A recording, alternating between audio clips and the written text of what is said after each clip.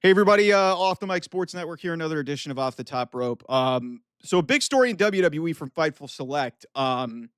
Everybody's been clamoring for Karrion Kross and said they, well, I mean, you could have told me that, but then everybody was chanting for R-Truth this week, which, okay, I've made my opinions about that.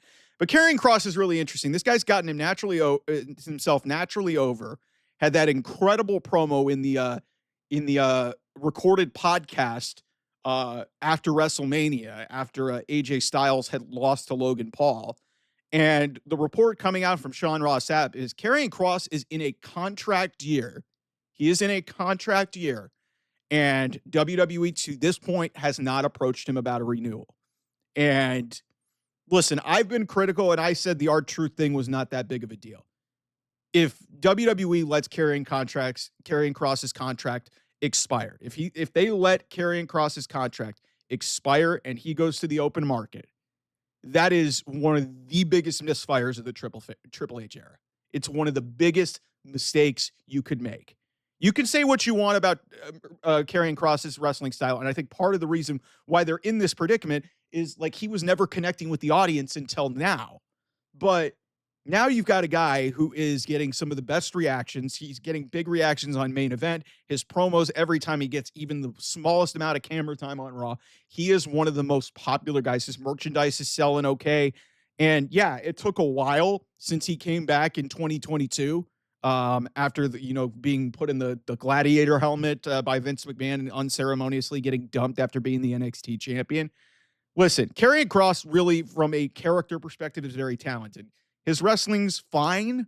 It's not amazing, but a lot of people were mad that he didn't get a Money in the Bank qualifying match. And I was like, okay, let's slow down there. We got Chad Gable, we got AJ Styles and CM Punk in the same match. It was El Grande Americano, but okay.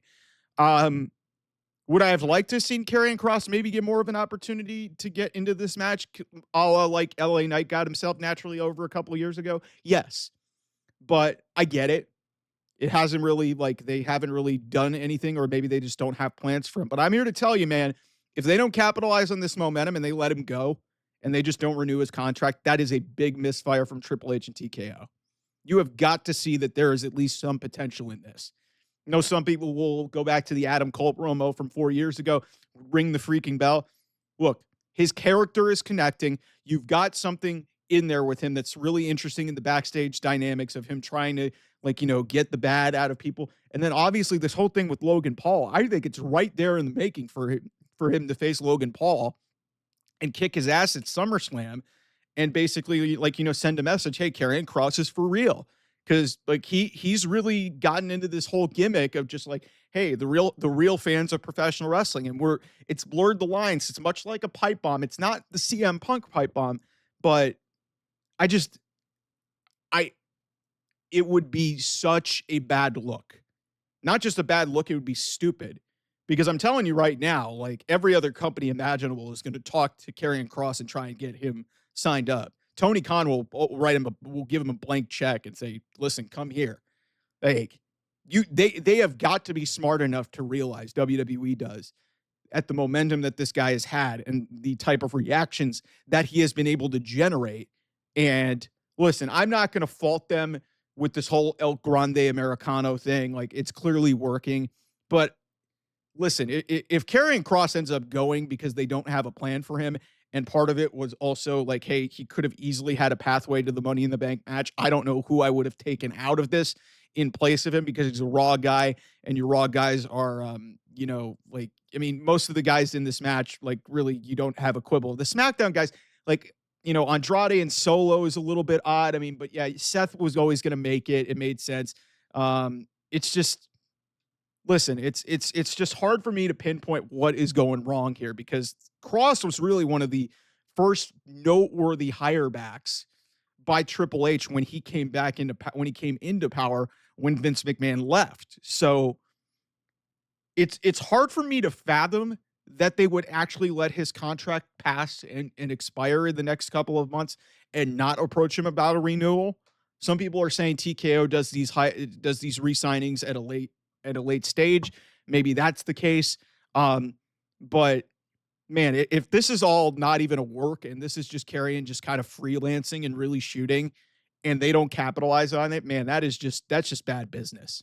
That's just not good business from WWE. If you're going to have a guy who literally hasn't done much of anything since he came back 3 years ago, and then all of a sudden gets himself over with a viral promo after WrestleMania, and you don't do anything with him and just let him go, I'm sorry, man. Like, everybody thinks that I'm a Fed drone and I'm going to praise WWE, bow at their head and foot, and, like, just basically just tell them that they're doing everything and basically kiss their ass. No, I'm not going to stand for this. Like, I would be pretty pissed off if Karrion Kross is not brought back to WWE and is not given an extended contract. They need to at least, the minimum that they have to do. The minimum that they have to do is they have to bring it back, and they have to see through this whole angle, whatever this is, with, speaking to the audience and, like, saying the real fans of professional wrestling, and just, like, speaking out to, it's like, at least do something. At least do something, because even in backstage segments where he appears for 30 seconds, he is getting the best reactions of almost anybody in this entire company, not named CM Punk. That's not named the top of stars. He is getting some of the best reactions of anybody. And up until this week, when R-Truth became a big piece of the news, he was one of the most talked about non-utilized guys in this company. R-Truth because R-Truth got released, or he didn't get released. R-Truth, his contract wasn't renewed and his expired. It kind of brought to light this whole TKO mindset of cutting costs and not being able to, like, re-sign guys. And especially considering how much money they gloat about making, that's what makes the R-Truth thing a little bit upsetting. But at the same time, it's kind of justified why they didn't want to keep him around, because he wasn't really doing anything. With Karrion Kross, he's not really doing anything, but you could be doing a lot more with him. You could absolutely be doing a lot more with him.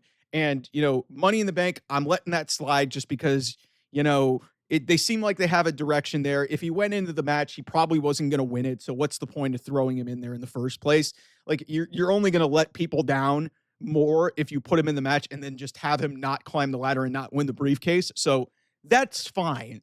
But if you're just going to let him go be on main event, do these backstage segments, do these like the Netflix premium in between segment promos, if you're just going to have him do that and get those great reactions and then just let him walk, that's stupid, man. That's stupid. Because this guy clearly has some value, and he's made you some value, and you need to at least get some return on your investment. You need to at least try to make this thing work. And maybe that's why they're not utilizing him on television, which I think is a huge mistake, because he's clearly still, the fans are telling you what they want.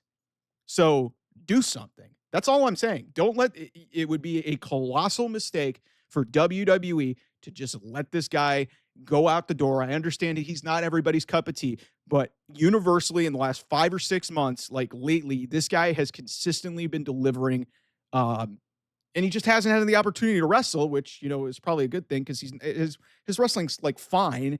It's gotten better, but, we'll see, man. It's going to be a very interesting story to watch this summer. Anyway, I will see you guys soon. Bye-bye.